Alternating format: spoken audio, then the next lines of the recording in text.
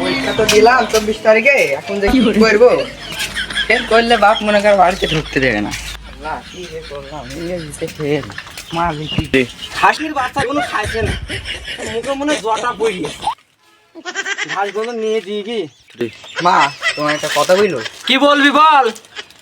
তুমি কাউকে বলবা না। আরে কি বলবি বলবি তো, খাসিতে একবারে কবার বলবি তো ভুলিয়ে যাবি তো।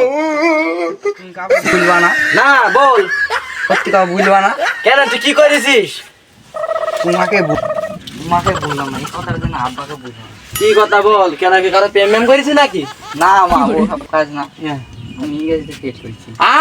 ও গো শোন না, বললাম তুমি পড়াও না, পড়াও তুমি। কি করে দিও? হ্যালো, তোমার ছেলেটাকে ইংলিশে গ্র্যাজুয়েট পাস করি আবার আজকে ফেল করেছে। এই ছেলে না সাথে যাবে, হ্যাঁ সাথে কিসের সাথে যাবে? এসএসসি পরীক্ষা দিল, ওখানে 100 টাকা করে নিয়ে। দেখো তোমার ছেলে ইংলিশে গ্র্যাজুয়েট না করে ইংলিশে ফেল করেছে। ওই ছেলে বলে ইংলিশে বলে ক্লাস করে।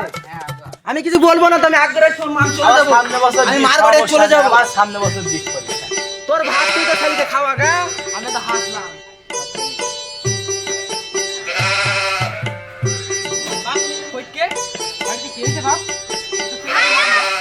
বড় ভাই ফেল করিছে পরীক্ষায়। তাই হ্যাঁ, কোন সাবজেক্টে ফেল করেছে বাপ? ইংলিশে।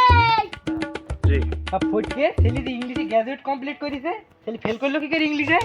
তাইতে তো আমি পড়াশোনা করছি নি, ক্যাজের কাজ শিখছি, দেখতে হবে। খাসির বাড়ি থাকবই না।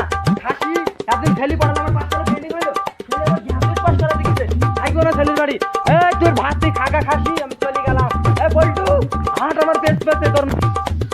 যাই যাই সমা।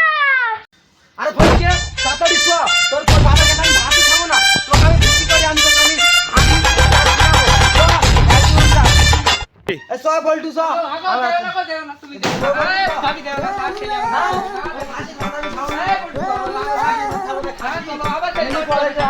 ছেলে পড়াইছে, ছেলে ইংলিশে ফেল করে।